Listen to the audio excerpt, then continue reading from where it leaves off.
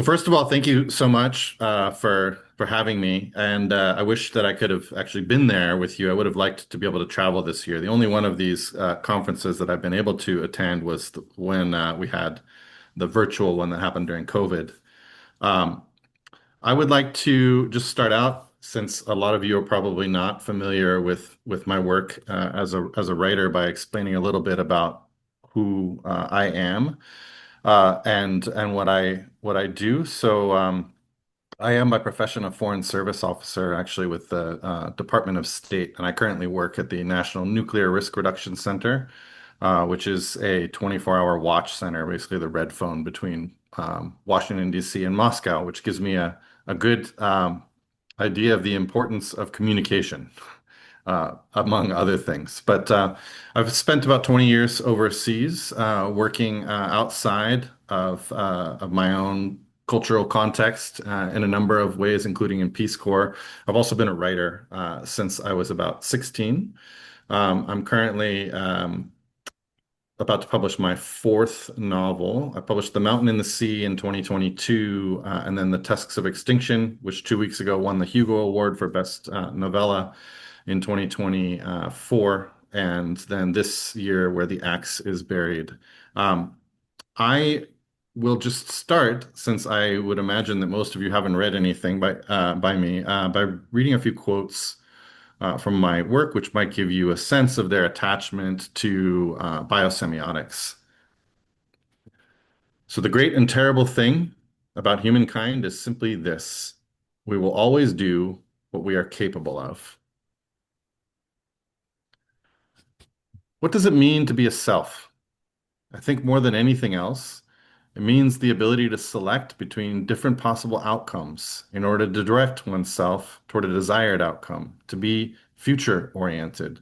And when every day is the same, and we're not being presented with the necessity to choose between different possibilities, we say we don't feel alive. And here I think we guess at what being alive actually is. It is the ability to choose. We live in choices.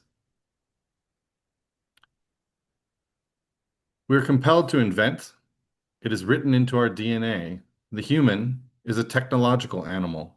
Invention is what has gotten us this far, made us the masters, so-called, of this planet, but it is also what traps us. It is a compulsion. We cannot stop, no matter what the consequences.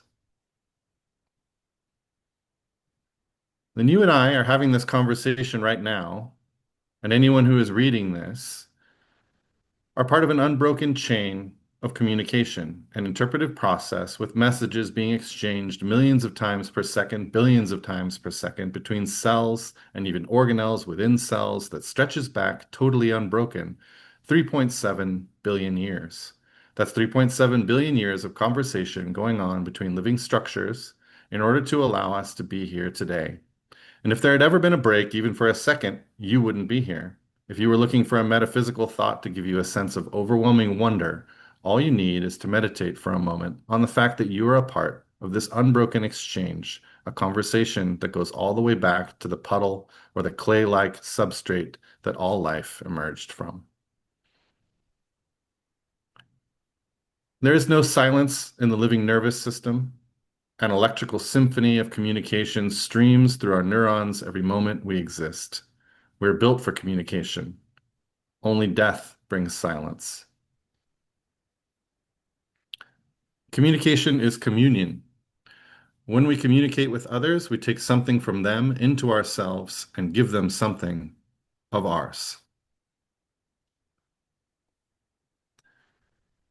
And so you see, it is not human beings that are controlling technology. Rather, it is the other way around. Technology has always been an unstoppable force, a creature evolving out of our need to invent, a creature feeding that need and creating the shapes and possibilities of our lives and shaping us to its purposes. It's not just the symbols we use in our language that are arbitrary, it's what we choose to signify with them. We give words only to the things that matter to us as a society. The things that make no difference to us are erased from our world by never becoming a part of a language in the first place. And in this way, each language organizes the world into a pattern. Each language decides what has meaning and what does not. And as native speakers, we are born inside this pattern, this semiotic cosmos. So that gives you a sense, I think, of how I've been using semiotics and biosemiotics as a part of my narratives for a really long time. Those are all quotes from The Mountain in the Sea or The Tusks of Extinction, or my newest book, Where the Axe is Buried.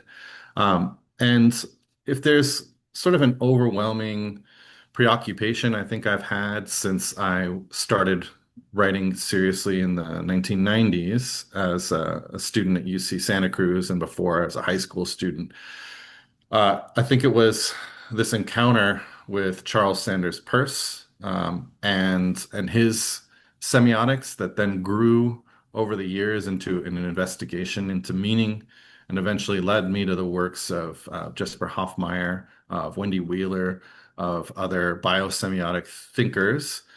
And then I was able to transition that obsession with semiotics and meaning into a larger connection with biology and life itself. And this has informed what I write about when I write science fiction. I call the kind of science fiction that I write somewhat ironically and purposely provocatively biorealism. Um, I call it biorealism because it is a recognition of the systemic limits on human ambitions. It also is a recognition of our total involvement at all times in nature, that goes against this false separation of culture and nature, and also against this Gnostic earth-hating, sensibility that sees us as needing to somehow transcend the environment that we're in. And biorealism because it is realistic about the impingements that our actions make on the world and the impingements that the world makes on our actions. Um, I've also mixed with that biosemiotic understanding of the world, a larger engagement with systems theory in general, and with especially early Pali-Canon Buddhism and its very prescient ideas about the self and about memory and other aspects of communication. And so um, all of that resulted in when I did an interview about the mountain and the sea, I talked so much about biosemiotics that the cover of Locus magazine, which is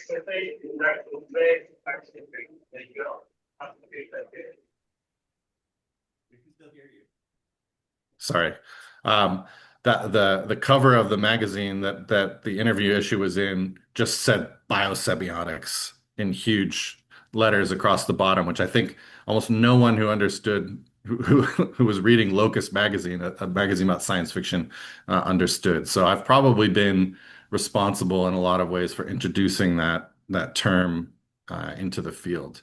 And from there, I think, that's maybe enough about me, and I'd be happy to talk a little bit about more in conversation with you about how one deals with all the complexities of biosemiotics in fiction and other aspects of sort of how this fits into narrative. Great, thank you, Ray.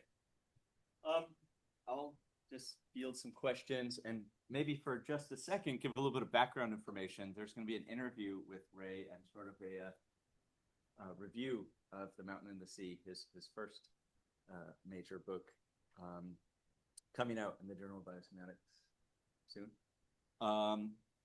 And so Ray, just to make it clear, Ray is in science fiction, or you might have heard cli-fi, like Kim Stanley Robinson's work on the Ministry for the Future.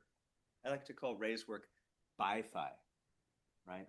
Biological fiction, because he's this notion of biological realism that that Ray has introduced is different than anything else that we've really found in science fiction. Yes, there's others doing similar things, but his attention to science and weaving in science and narrative And if you read The Mountain and the Sea, you'll see the word Umwelt taken up by the premier scientist who's doing the research. And there's these little intermezzos where you sort of get an idea of what Umwelt means. And at the end of at least the I haven't read the Acts yet. I gave that one to my partner, um, but I'll read it soon. I have it. But the two books that I've read, in the dedications, he mentions biosemiotics. He mentions Jesper Hoffmeyer's Science in the Universe, and he's been a huge popularizer, if not, sort of hitting people over the head with the term of getting to the essence of what we're trying to do here. And so I'm so grateful that Ray's able to be here with us. Last week, we had Judith Rosen, the daughter of Robert Rosen, Anticipatory Systems, and she was talking about she's starting to write fiction too. And some of that has been more impactful than all of her scientific publications. And so there's an interesting, I think that it's extremely biosemiotic to bridge these worlds. And Nora Bateson was here up until just an hour ago. She had to do another warm data lab in Amsterdam. But she also does a similar thing. She can crack a whip at any analytic scientific concept that her father, Gregory Bateson, was doing. And yet she chooses intentionally not to go that way because she understands what Carnap calls pseudo problems and, the circling around something that's never going to be productive. And that's why this sort of, as Constantine, talked about this double description of function and purpose, looking at the first person perspective and the third person, or first organism and third organism perspective, I think is something that you've done a lot. You've been, thinking, what is it like to be a mammoth? Right. And that whole, and it's also not this fear of technology, but also seeing the limits of it. Mhm. And also seeing what would, say, a Theravadan Buddhist AI be and look like, which to me was Mhm. just, I won't give away. Let's have some questions for Ray. Yeah, please. Oh no, you gotta come here. You gotta come here. Yeah, yeah. Vote with your feet. You can start a line if people want to talk. And introduce yourself. I mean, the camera is there. But, oh, hi. I really enjoyed your time. Oh, speak. here. Yeah. Right. Okay. So, honestly, I couldn't agree more with you about using a biosemiotic perspective, and I do it. That's my. But since you come from a different discourse, totally, with the, what you've been doing, I'm just extremely curious to know how your journey began. How were you introduced? Was it in academic setting or different? How did it happen? Just that thing. Yeah, so I think a really lucky thing happened to me in university, which didn't seem very lucky to me at the time, which was I had always intended to be a writer, and I really wanted to enter the creative writing program at University of California, Santa Cruz, which is where I went to my undergraduate. But I was rejected from the creative writing program, and I ended up in the just literature program instead. And that program was completely suffused at the time with this post, structuralist, deconstructivist theories, and a lot of semiotics. I met a professor, Earl Jackson, who was a huge influence on me, who was an enormous um, investigator and applier of the theories of Charles Sanders Peirce. And that really was my kind of gateway drug, so to speak, was Charles Sanders Peirce and his just the way that questioning of what it means to understand something and the idea that understanding could be different for every individual, right? That a sign wasn't so simple. It wasn't this, binary thing. It was this constant. interplay of interactions with the world and context. That I found that fascinating, and that just took me. That always stayed with me. I started with writing detective and crime fiction, which is maybe the most semiotic, overtly semiotic of all fictions. And then when I moved on to science fiction, it made sense to take semiotics and move on to biosemiotics, and try to meld those two worlds. So that's sort of maybe a partial description of how the journey began. Hey, Ray. This is Right. Constantine. First of all, thank you for writing The Mountain and the Sea. I still try to get all my friends to read it, to explain what I'm actually doing here at the university. Yes. Uh, so I actually at this a bit from the other side because when I was young, I read a lot of science fiction, and I always loved the books where biology played a major role, like the Xenogenesis series by Octavia Butler, but also the Uplift series by David Brin, which is really the absolute opposite of what we're doing in semiotics. So I was wondering, is there a particular type of biological science fiction that you were inspired by when you went in this direction? There's a really great book by Sue Burke called Semiosis, and I think that was an invitation to me to write about semiotics and biosemiotics because although the book is not very well known, unfortunately, it tackles a lot of these issues. So I thought that was inspiring. But when I was reading science fiction, I was reading a lot of like Alfred Bester and Philip K. Dick, and more focused on these particular authors that were interested in people's shattered perceptions of the world. But at the same time, I was maintaining this interest, this constant interest that I had in biology and marine biology.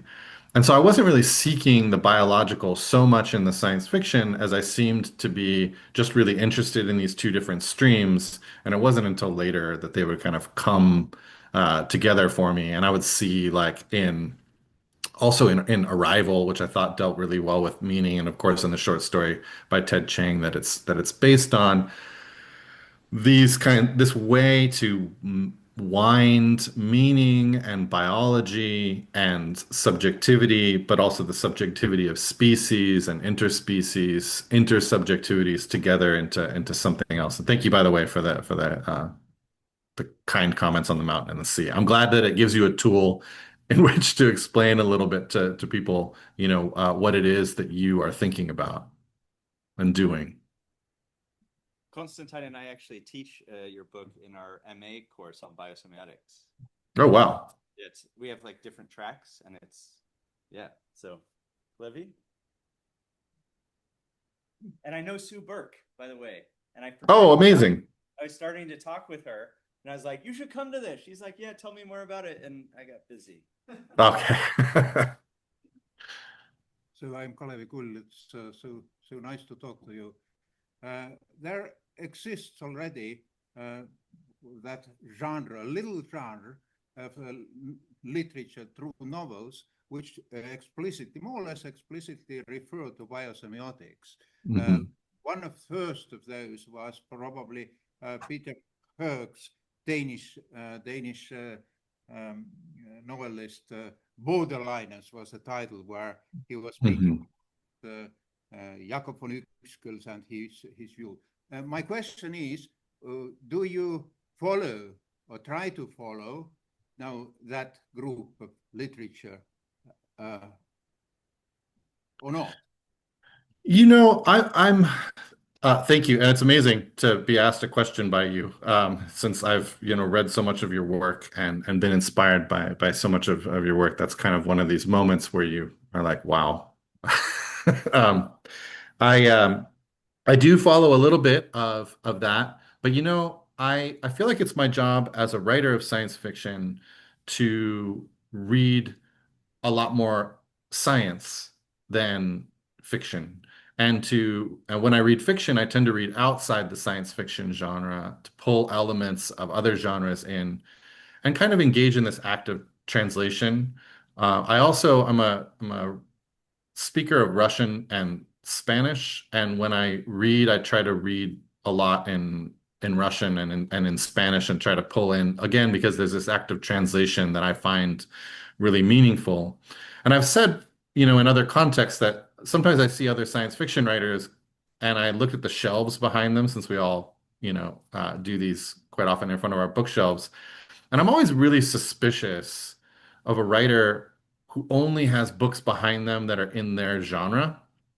And um, and I wonder about that sort of worldview. So I guess my answer would be I do read a little bit of that, but mostly I read you, and I read what you are doing. I read your papers. I read the books that you're writing, and I'm engaged with you, and engaged with a lot of those things more than I'm engaged with the other people who are also doing what I'm doing, which is interpreting your work. Yeah. Hi, Ray.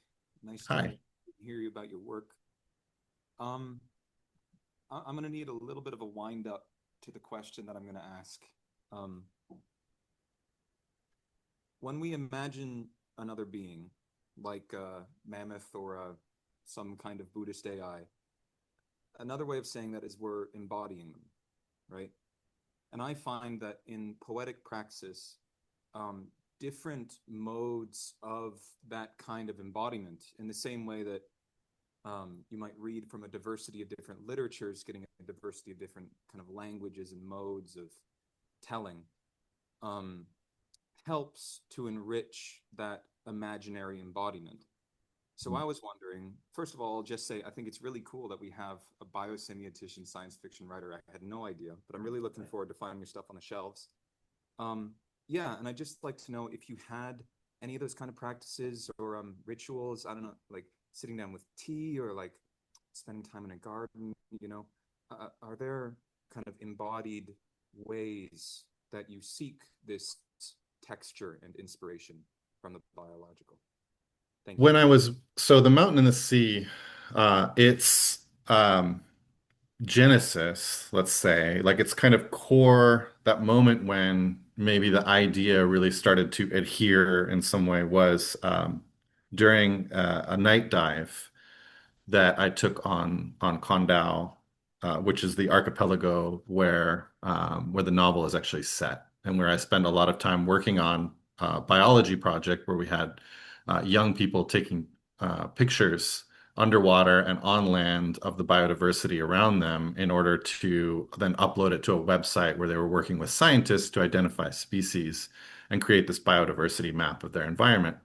It was an important project because it also gave them a sense of living in this place. And before we started the project, we had always had the idea that we wanted them to dive and see the underwater part of the archipelago, which was something that they didn't have access to for financial reasons. We then found out that they couldn't swim, and so we had to teach them how to swim, and then snorkel, and then dive. But anyway, I was on this night dive, and what had happened earlier in the day was that my grandfather had passed away, and my grandmother had called me and asked me to come home to California, which is a very long way, of course, from there. And I couldn't get off the island because of wind.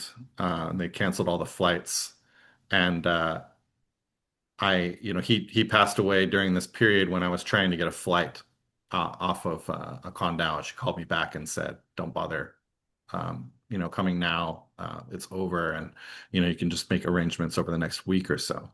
So I was sort of in this state of shock, but I was supposed to go on this dive that same day, and I decided I would just go ahead with it. And it's this night dive. You get off the boat in the dark, you go down into the water, you have this light in front of you, and you just see you're completely focused on this other world, this life. And while I was underwater, there was this little cuttlefish. It was a juvenile.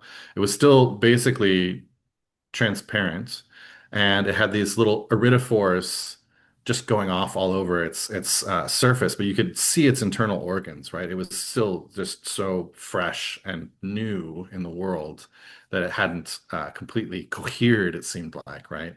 And it, for the next hour, just kept coming in to my field of vision and signing to me with its arms and its uh, and changing its color. And I was watching its these iridophores and these amazing sort of light sequences kind of surging across its surface.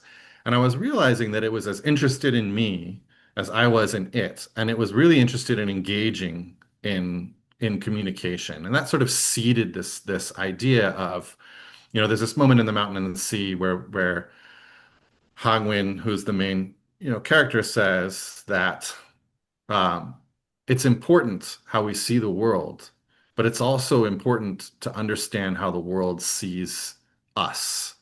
And that was one of these moments of seeing an animal seeing you that was powerful for me. And so, yeah, I think those physical moments of being in the world, of walking in the forest, of diving, of doing other activities are incredibly important to me.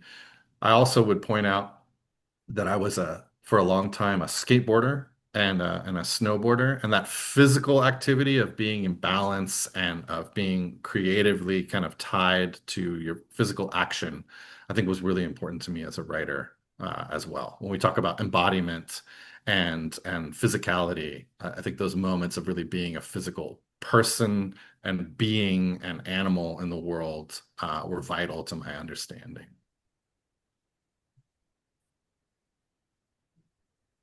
We have time for one last question, if anyone has one. Otherwise, I have a short, well, it's not a short question, but maybe we can just do it in a short manner. How do you get around the, classic, what is it like to be a bat problem, right? Of anthropocentrism or imagining how the non-species other interprets us, right? So Donna Haraway in her book, she talks about how Derrida and his you know uh, work on the animal, where he talks about his cat that sees him naked in the bathroom and is curious about him, but he just sort of navel gazes about his own shame at being naked, seen by his cat, rather than trying to respond and interact, right? So you just told us just a small vignette of your story with cuttlefish, and I'm wondering how do we get this sort of interspecies dialogue, interspecies translation, and how do you work with that and represent that and sort of conceptualize it within the limits of the fact that we're not, say, plants or fungi or bacteria. Yeah, I mean, I love that I'm so glad, Yogi, that you referenced that essay. What is it like to be a bat in particular? Because I think that essay is quite often misread in this small way, which is that within that essay, he actually offers the answer in some ways to that question of how do you get there, when he points out that uh, blind people often navigate space using something that is very much like a bat's use of sonar, and that they feel the room with sound and use that sense. And that's the answer for me. It's searching out in your own physical presence in the world and your own sensory apparatus those small areas of overlap with other ways of being that might be a doorway into, especially if you're using your imagination, right? And trying to conceive of that alternative way of viewing the world, that other sensory apparatus and how it might view the world. That's where the gateway is, right? It's this small area maybe of overlap in those senses that we quite often ignore, right? And we sort of number the senses, which minimizes a lot of, I think, the the way in which they're woven together. For me, and we've talked about this, I know you and I a little bit.